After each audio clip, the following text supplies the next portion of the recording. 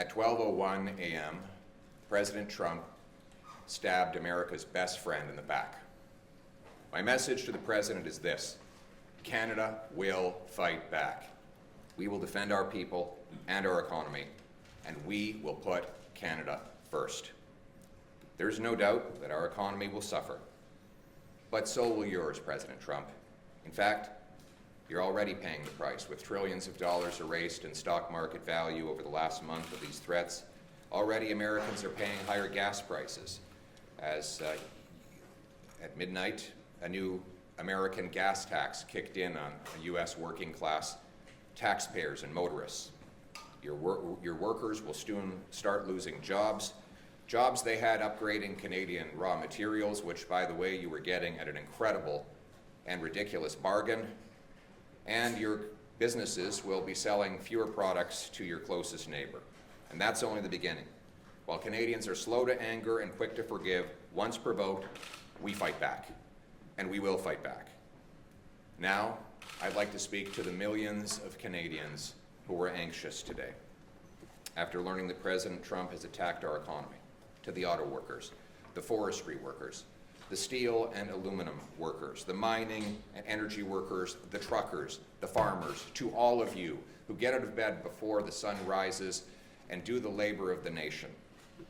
You are afraid right now, and I understand. I want you to know that I will fight for you.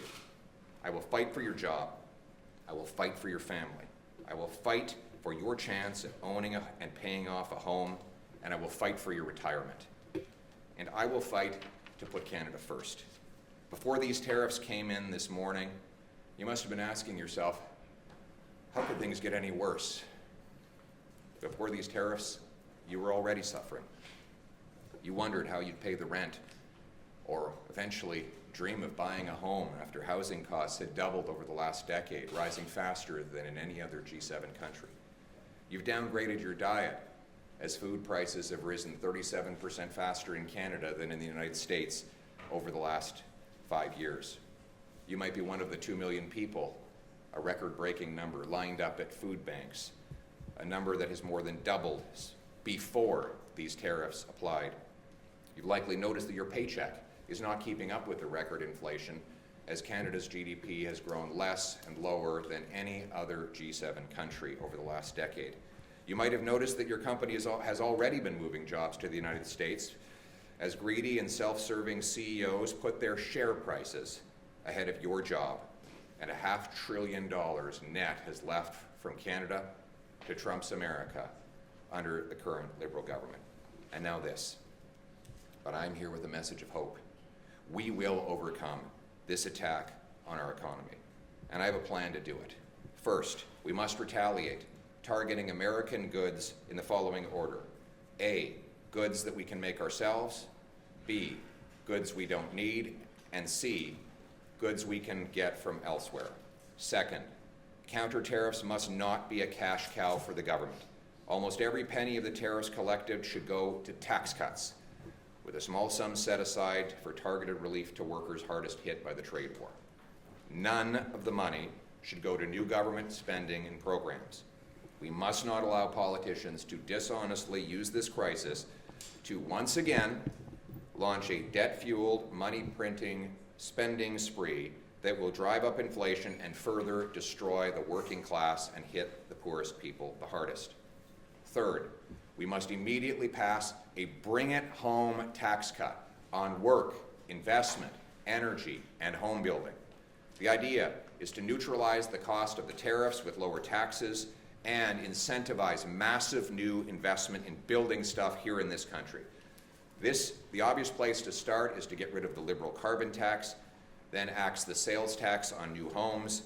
We need to reverse the Liberal capital gains tax hike and slash income tax so that hard work pays off and you bring home more of each dollar you earn. Fourth, we must immediately repeal the Liberal No New Pipelines Law, C-69, a law that not only blocks all pipelines but stops mines, refineries, export plants, and all kinds of other energy infrastructure and makes us hopelessly reliant on one customer, the Americans, a customer we cannot count on anymore. We must greenlight LNG plants that Liberals say there is no business case for, so that we can no longer have to sell our 100% of our LNG, our gas exports to the Americans. We can sell it to Asia and Europe and help break the European dependence on Putin, turning dollars for dictators into paychecks for our people. 5, you know what industry Donald Trump does not control in Canada? Home building. It is a homegrown industry. We must get rid of all taxes and red tape to unleash the biggest home building boom this country has ever seen, bigger than the post-war boom when our heroes were coming back from that war. We need to build homes faster than ever, and that means removing the bureaucracy, the red tape, the taxes, and the gatekeepers, and I will make it happen. That will also boost the demand for softwood lumber. The loggers are suffering after Biden hit them with tariffs already. And 6, let's get our provinces together to knock down trade barriers so that we can lower prices and boost wages for our people. 7, we must secure our borders and rebuild our military to assert our sovereignty and strength in the world. All these things, axing taxes, building homes, unleashing construction of our resources, fixing the budget, stopping crime, all of these things were conservative fixations before the tariffs. Now they are even more necessary. But none of these things have happened in the last 100 days since Trump first launched his tariff threats. Look behind me. Parliament has been closed. Liberals shut it down to focus on their political battles. So the job-killing carbon tax is still in place. The sales tax is still in place on new homes. The No New Pipelines law still in place. The massive inflationary deficits still in place. Not one law has been changed. Not one tax has been cut. Not one action has been taken to free us from the grip of Trump and the U.S. We need change, and we will get change. It will be tough. Building Canada was tough, and so are Canadians. We will bring home the country we know and love and restore its promise. Canada will be self-reliant, sovereign, and stand on its own 2 feet. We will build on the great legacy and vision of John A. Macdonald of uniting our country east to west. We'll reward work, unleash entrepreneurs, harvest resources, make our own goods, trade with each other, build homes for our youth, rebuild our borders and military, honor our history, and raise our flag.